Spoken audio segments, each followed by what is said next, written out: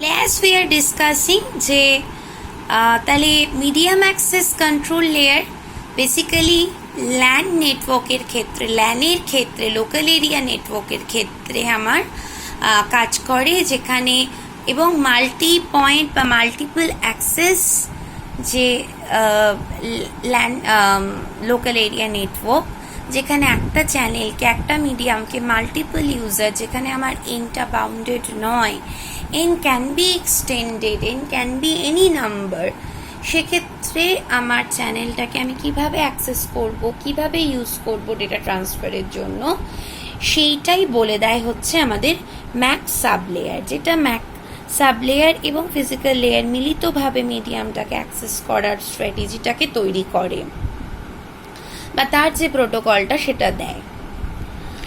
এবার medium access control sub layer, তার access strategy বা অ্যাক্সেসের মেকানিজম গুলোকে আমরা ব্রডলি তিনটে ভাগে ভাগ করতে পারি। একটা হচ্ছে র্যান্ডাম অ্যাক্সেস, একটা কন্ট্রোলড অ্যাক্সেস, আরেকটা হচ্ছে চ্যানেলাইজেশন। এক একটা করে আমরা আসব। আজকে অবজেক্টিভ হচ্ছে আমাদের কমপ্লিট করা র্যান্ডাম অ্যাক্সেসটা। র্যান্ডাম অ্যাক্সেস কন্ট্রোল, যেখানে আমার চ্যানেলের মধ্যে দিয়ে যখন ডেটা কোনো সেন্ডার পাঠাবে, তখনও ডেটাটা পাঠিয়ে বা ফ্রেমটা পাঠিয়ে একটা random amount of time wait করবে, দিয়ে আবার ফ্রেম সেন্ড করবে, এবং যদি মাঝখানে এসিকে না পায় তাহলে আবার রিট্রান্সমিট করবে।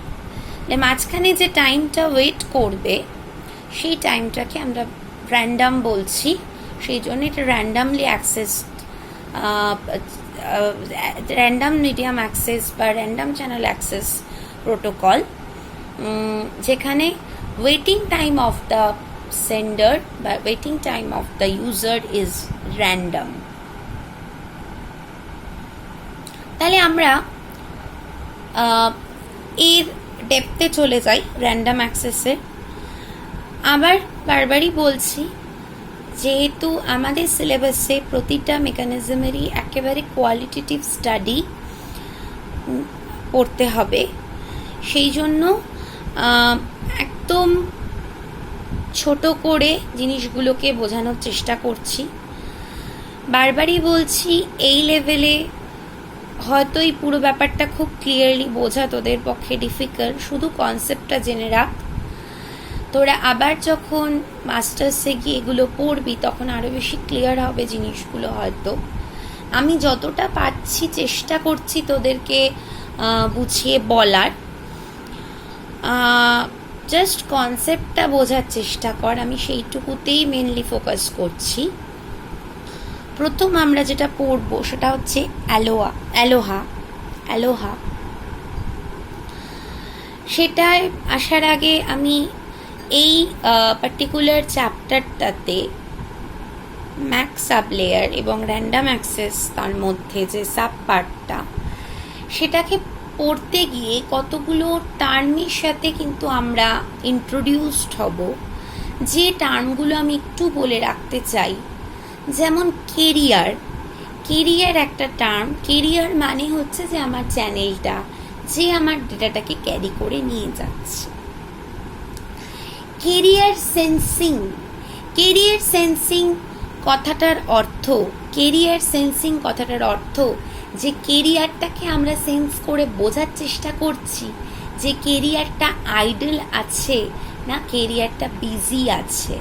যেহেতু it is a broadcasting mechanism, যেহেতু এখানে ব্রডকাস্টিং হচ্ছে, আমরা কিন্তু বুঝতে পারবো যে চ্যানেলের মধ্যে দিয়ে কোনো ডেটা যাচ্ছে কিনা, চ্যানেলটা ইউজ হচ্ছে কিনা। তো career sensing is very important here. আরেকটা হচ্ছে মাল্টিপল অ্যাক্সেস। কথাটা কেন আমি বলছি, বারবারই বলছি যে একটা চ্যানেলকেই more than one user use করছে বা more than one system use করছে, সেই জন্য মাল্টিপল অ্যাক্সেস। নেক্সট আমি আসছি একটা কথা যেটাকে আমরা বলছি কলিশন। তারও আগে আরেকটা কথা বলে দিই যে দুটো জিনিস, একটা হচ্ছে ফ্রেম ট্রান্সফার টাইম, আরেকটা হচ্ছে frame propagation time. Frame transfer টাইমটা হচ্ছে যে কোনো একটা সিস্টেম থেকে ফ্রেমটাকে চ্যানেলে পাঠাতে যে সময় লাগে তাকে আমরা বলি ফ্রেম ট্রান্সফার টাইম। আর সেই ফ্রেমটা প্রোপাগেট করে রিসিভারের কাছে পৌঁছতে যে সময়টা লাগে তাকে আমরা বলি প্রোপাগেশন টাইম। তোরা প্রোপাগেশন ডিলে কথাটার সাথে আগে থেকেই পরিচিত। এখানে আমি প্রোপাগেশন টাইম কথাটা বলছি। প্রোপাগেশন টাইম হচ্ছে যে কোনো একটা ফ্রেমে সেন্ডার থেকে রিসিভারে যেতে যে টাইমটা লাগে। আর ট্রান্সফার টাইম বলছি যে ফ্রেমটা সেন্ডার থেকে চ্যানেলে আসতে যে টাইমটা লাগে, that is frame transfer time. তারপর যে টার্মটা আমি বলতে চাইছি সেটা হচ্ছে কলিশন। কলিশন কথাটার অর্থ হচ্ছে যে দুটো ফ্রেম যখন ওভারল্যাপ করে, দুটো ফ্রেম যদি ওভারল্যাপ করে, দুটো আলাদা ফ্রেম দুটো আলাদা সেন্ডার থেকে ডিপার্ট করার পরে তাদের মধ্যে যদি কোনো ওভারল্যাপিং হয়ে যায়, তারা যদি কোলাইড করে, দ্যাট থিং বা দ্যাট ফ্যাক্ট ইজ কল্ড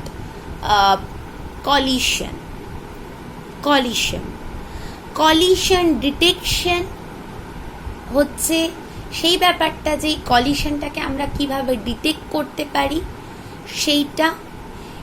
এবং কলিশনটা অলরেডি হয়েছে, we are trying to detect it is one thing, collision detection and collision avoidance, যে আমরা কলিশনটাকে হতেই দেব না, আগে থেকেই কলিশনটাকে আমরা চেষ্টা করব না হতে দেওয়ার। This is the words we need to introduce in this chapter. এই ওয়ার্ডগুলো আমরা নতুন শুনছি এই চ্যাপ্টারে। আপাতত নেটওয়ার্কিং পড়তে গিয়ে এই ওয়ার্ডগুলো আমরা শুনিনি, এই চ্যাপ্টারটাতে আমাদের জানতে হবে, তাই আমি বলে দিলাম যে এই ওয়ার্ডগুলো ভেরি ইম্পর্ট্যান্ট নেক্সট আমাদের কোর্স অফ স্টাডিতে। এবার আমরা চলে আসছি ALOHA, first protocol of medium access control layer, random অ্যাক্সেসের ফার্স্ট যে প্রোটোকলটা, that is called ALOHA. In 1970s Norman Abramson at University of Hawaii, Norman Abramson and his colleagues at University of Hawaii first proposed this protocol that is called Aloha. It is for Aloha network, so it is called Aloha. ওনারা যে প্রোটোকলটা propose করেছিল সেই প্রোটোকলটা পরবর্তীকালে আরও extended হয়, পরে 1985-এ এই জিনিসটা আরও বেশি এক্সটেন্ডেড হয় এবং যথেষ্ট পপুলার হয়। ওনারা পার্টিকুলার একটা নেটওয়ার্কের জন্য এই প্রোটোকলটা প্রপোজ করেছিলেন, কিন্তু পরে দেখা গেছে এই প্রোটোকলটা আমাদের মিডিয়াম অ্যাক্সেস কন্ট্রোলের ক্ষেত্রে ইউজ করা হয়েছে। অ্যালোহাকে আমরা দুটো ভাগে ভাগ করেছি, একটা পিওর অ্যালোহা যেটা আব্রামসন প্রপোজ করেছিলেন, সেটাকে আমরা পিওর অ্যালোহা বলেছি। তার ওপর যে এক্সটেনশনটা হয়েছিল সেটাকে বলা হয়েছে স্লটেড অ্যালোহা। তো ফার্স্ট আমরা পিওর অ্যালোহার কনসেপ্টে আসি। তাহলে আবার আমি তোদের কাছে সিনারিওটাকে ক্লিয়ার করি যে আমাদের কাছে it is a multiple access channel, একটা চ্যানেল মাল্টিপল ইউজার অ্যাক্সেস করছে। তাহলে আমি যখন ফ্রেম পাঠাবো, যে কোনো সময় কোনো সেন্ডার ফ্রেম পাঠাতে পারে, কিন্তু ফ্রেমটা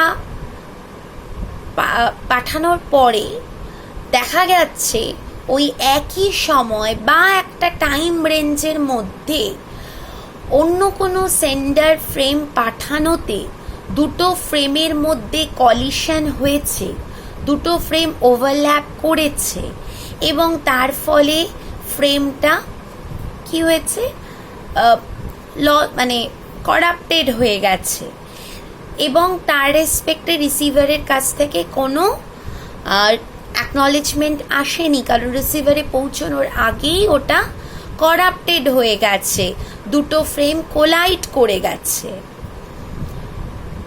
তাহলে কোনো অ্যাকনলেজমেন্ট আসেনি করাপ্টেড ফ্রেমের ক্ষেত্রে। তাহলে তখন কি হয়েছে, সেন্ডার আবার ফ্রেমটাকে রিট্রান্সমিট করছে। তাহলে এখানে আবার বলছি, পিওর অ্যালোহার ক্ষেত্রে কোনো সেন্ডারের ফ্রেম সেন্ড করার আগে কিছু ভাবতে হচ্ছে না, কোনো টাইম ওয়েট করতে হচ্ছে না, জাস্ট ফ্রেম সেন্ড করে দিচ্ছে। যদি ফ্রেম সেন্ড করার পরে কলিশন অকার করে তাহলে ও ওয়েট করছে একটা টাইম পর্যন্ত যতক্ষণ না অ্যাকনলেজমেন্ট আসছে। যদি অ্যাকনলেজমেন্ট এসে যায় তাহলে it is okay, it is a success. যদি না আসে তাহলে আবার ও একটা টাইম অপেক্ষা করে, একটা র্যান্ডাম টাইম ওয়েট করে আবার ফ্রেমটাকে সেন্ড করবে। কিন্তু ফ্রেমটা ঠিক কখন, ঠিক কোন টাইমে সেন্ড হবে সেটার ওপর কোনো বাউন্ড নেই। আবার কথাটা বলছি, পিওর অ্যালোয়ার ক্ষেত্রে কোনো একটা সেন্ডার কোন সময় একটা ফ্রেমকে চ্যানেলে সেন্ড করবে, ট্রান্সমিট করবে, তার ওপর কোনো বাউন্ড নেই। যে কোনো সময় ফ্রেম সাবমিট করতে পারে, সেন্ড করতে পারে। সেই ফ্রেমটা at the course of propagation অন্য কোনো সেন্ডারের পাঠানো ফ্রেমের সাথে কোলাইড করতে পারে। যদি কোলাইড করে, করাপ্টেড হয়, তাহলে সেন্ডার একটা টাইম পর্যন্ত ওয়েট করবে, অ্যাকনলেজমেন্ট না আসলে ও আবার ডেটাটাকে, ফ্রেমটাকে রিট্রান্সমিট করবে after waiting a random time. So this is called random access protocol. So we can see in this flowchart the mechanism. Start k equal to 0, send the frame wait timeout time, wait timeout time, wait করতে চাইছে, send the frame টা send করে time out হওয়ার জন্য। যদি এসিকে receive না করে, যদি করে তাহলে সাকসেস, যদি না করে তাহলে এখানে আমরা একটা কে ভ্যালুকে বাড়িয়েছিলাম, দিস কে ভ্যালু, এই কে ভ্যালুটাকে আমরা একটা ম্যাক্সিমাম লেভেলে, মানে কতবার আমরা এইটাকে ট্রাই করব, এই কে ম্যাক্সটা আমরা মোটামুটি 15 অবধি নিয়েছি। এটা অ্যাপ্লিকেশন ওরিয়েন্টেড, যে কোনো সেন্ডার রিসিভারের মধ্যে নেগোসিয়েশনের ব্যাপার, যে কে ম্যাক্সটা কত দূর পর্যন্ত হবে, মানে কতবার we try for retransmission and then abort the system.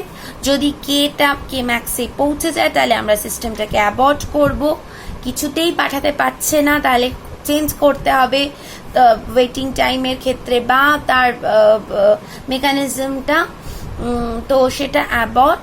আর যদি কে ম্যাক্স না হয় তাহলে choose a random number R in between 0 to 2^k-1, এই রেঞ্জের মধ্যে আর ভ্যালুটা, র্যান্ডম ভ্যালুটা চুজ করা হবে এবং অতটা টাইম ওয়েট, টিবি হচ্ছে যে ওয়েটিং টাইমটা, টিবি হতে পারে আর ইন্টু টিপি। আরটা হচ্ছে it is a random value, টিপি হচ্ছে প্রোপাগেশন টাইম, টিপি হচ্ছে প্রোপাগেশন টাইম।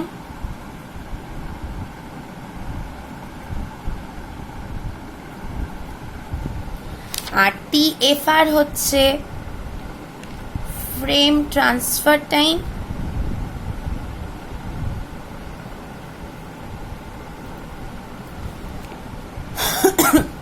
টিবি হচ্ছে ওয়েটিং টাইম।